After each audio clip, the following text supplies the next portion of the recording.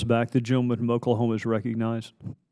Thank you, Mr. Chairman, and thank you, Inspector General Horowitz, not only for your long patience today, but for your professionalism on so many levels. One of the things that I think the facts seem to bear out from this hearing today, that there was bias by key investigators collecting evidence. Their investigative evidence was provided then to prosecutors. These prosecutors, based on that evidence, acted accordingly without any bias of their own in coming to their conclusions. Is it possible that prosecutors can be misled by biased investigators who guide or withhold evidence? It's certainly a possibility, and that something like that could happen. We didn't, in the evidence we reviewed, we didn't see that here, but certainly. Well, given the actions of the investigators expressing bias, which was very detailed in the report, and the statements and draft statements of the director months before the investigation was complete, do you think it possible they already had an outcome in mind? Oh, well, I think clearly they had that the FBI, through Director Comey, had an outcome in mind, given the drafting starting in early May.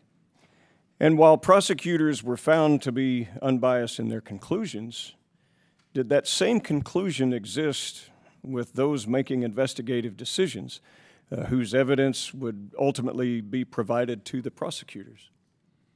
Well, Director Comey, obviously heading up the FBI and his folks, we lay out here that they believed by early May that absent confession, some unusual event or discovery of evidence they didn't anticipate, or false statements, that they thought this was heading towards a declination. And I guess that that's the concern that the American people have, is the investigation was not even closed, that we have the Bureau, the Justice Department.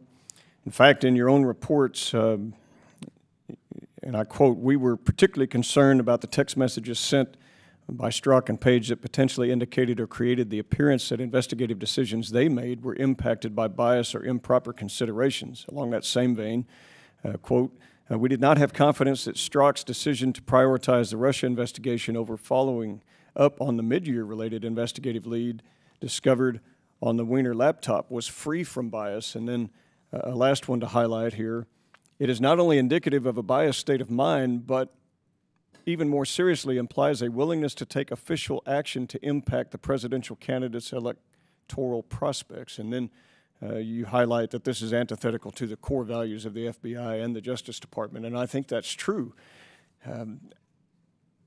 In your report, you discuss also that Mr. Comey was concerned about a classified issue specific to Lynch, and that there are questions that many of us have related to these issues that arose in March 2016 that allege bias or attempts by Attorney General Lynch to impede the mid-year investigations, and that some of that information suggests or could that Comey may have also been attempting to influence the investigation.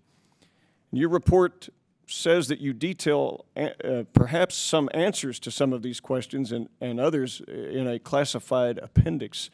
When will you provide the committee's copies of the classified index? So that classified appendix was classified by the intelligence community. We don't do that. It ended up, we're not the classifiers.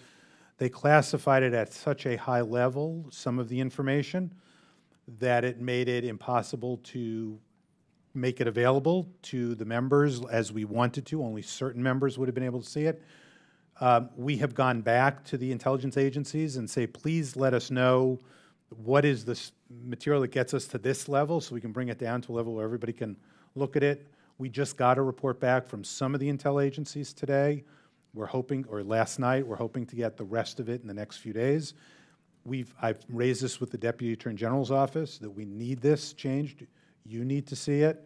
It's important for the Congress to see it, and we're going to work hard to get that. Absolutely. And can the House hold a copy in our secure That's exactly what I want to SCIF, do. an unredacted copy? Right. That's exactly what I'm working. Because we've been through this rodeo before, and I've gone down to the tank and I've read redacted things, and then had members, high-placed members of our Bureau and Justice Department say, well, this is because of Freedom of Information Act redactions, as if that were a grounds to withhold information from Congress. Which agency in specific? Is it the CIA that's making the determination that members of committees are not authorized to view the classified index? My understanding is it's speaking with the ODNI, the Office of Director of National Intelligence, and the CIA, that they're working through these issues with the FBI. Well, I thank you for that, Inspector General, and thank you for your great work. And we will be right there backing you up that oversight and judiciary committees with obvious jurisdiction need, for the sake of the American people, to see what it is that they are concealing. And we await those answers. And thank you, Mr. Chairman. I yield back my time.